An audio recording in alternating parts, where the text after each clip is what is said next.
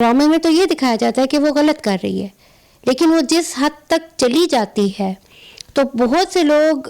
اچھا میسج بھی لیں گے، اور بہت سے لوگوں کو یہ بھی پتہ چلے گا ہاں ایسے بھی کیا جا سکتا ہے، ان کو ایک نئی راہ ملے گی۔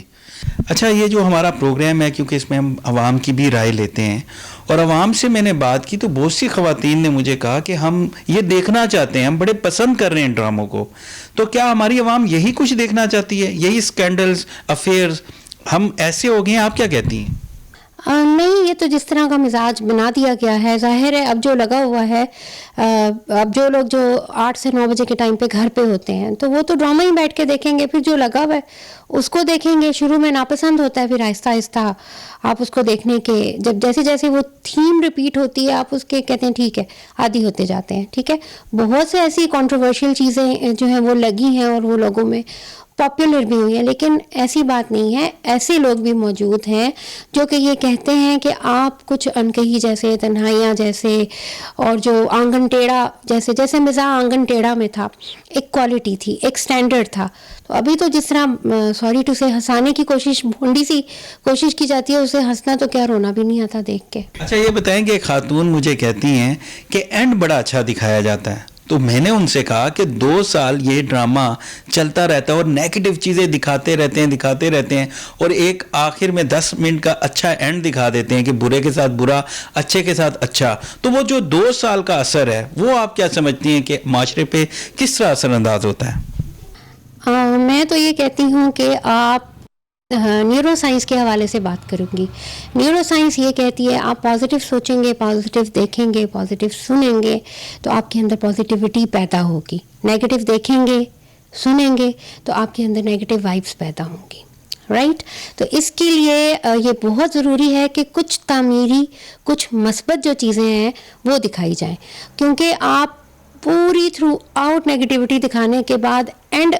1 سیکنڈ میں آخری ایپیسوڈ میں اینڈ اچھا ہو جاتا ہے۔ اصل زندگی میں تو ایسے نہیں ہوتا۔ آپ کہتے ہیں جی ہم حقیقت کو کھول رہے ہیں، لوگ جادو کرنے جا رہی ہے، لڑکی نے پسند کی شادی کرنی ہے، پیر صاحب کے پاس جا رہی ہے تعویذ کروانے، تو یہ چیزیں آپ دکھا رہے ہیں، آپ ان کو کیا سکھا رہے ہیں؟ اور میں نے کچھ لوگوں کو یہ کہتے سنا ہے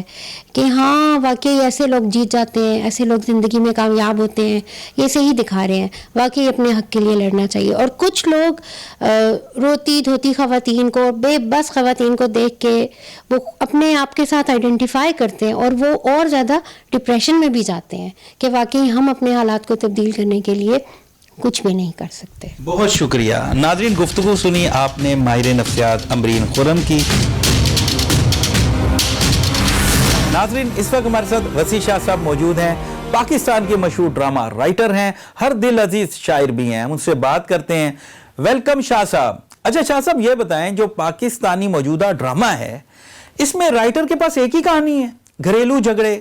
بہن سے لڑ رہی ہے، ساس بہو سے لڑ رہی ہے، نند بھابھی سے لڑ رہی ہے، سکینڈلز، کیا رائٹر کے پاس اور کوئی کہانی نہیں ہے؟ ہاں دیکھیے، میں چونکہ بنیادی طور پہ جو آزادی اظہار ہے اس کا بہت بڑا دائی ہوں اور قائل ہوں، تو ٹھیک ہے اگر کچھ لوگ اس قسم کا ڈرامہ دیکھنا چاہتے ہیں تو میں نہیں سمجھتا کہ اس پر کوئی پابندی جو ہے وہ لگائی جا سکتی ہے یا لگانی چاہیے، مگر جو اصل ایشو ہے وہ یہ ہے کہ جو نسبتاً دوسری طرح کا ڈرامہ تھا جس کو ہم سنجیدہ ڈرامہ کہتے ہیں، اس کے لیے ہم نے راستے جو ہیں وہ بہت محدود کر دیے ہیں، جس سے دیکھیے ہوتا کیا ہے کہ ہماری جیسی سوسائٹیز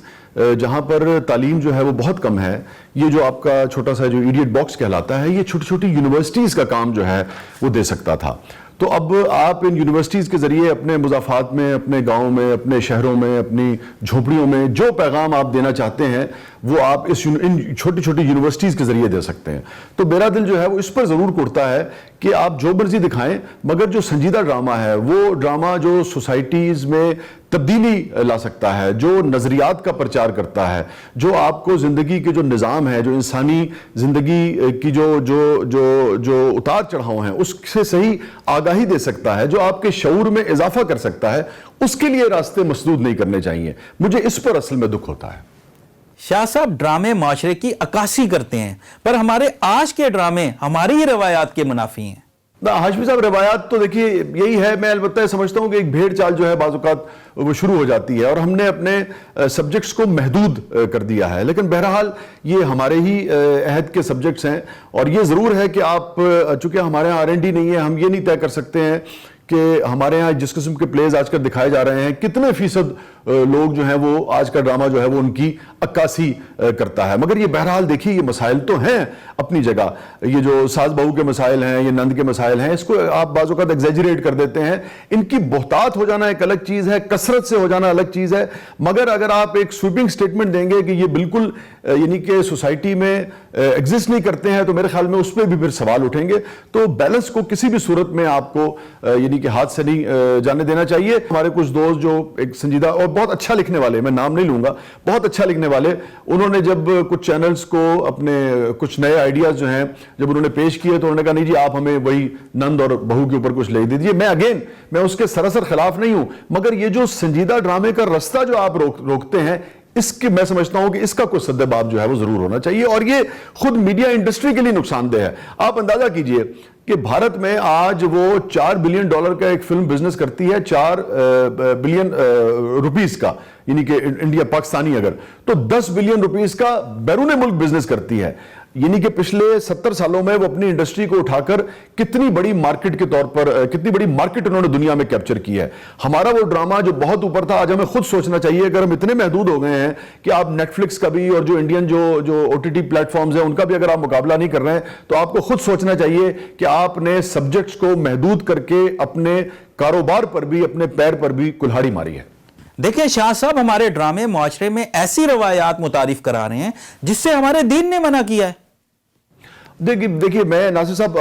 अगेन कोई शख्स कुछ करता है, मैं उसके ज़मीर का, मैं उसके जो उसके अमाल हैं उसका जवाब दे तो नहीं हूं, ना मैं कोई मुस्लिम हूं,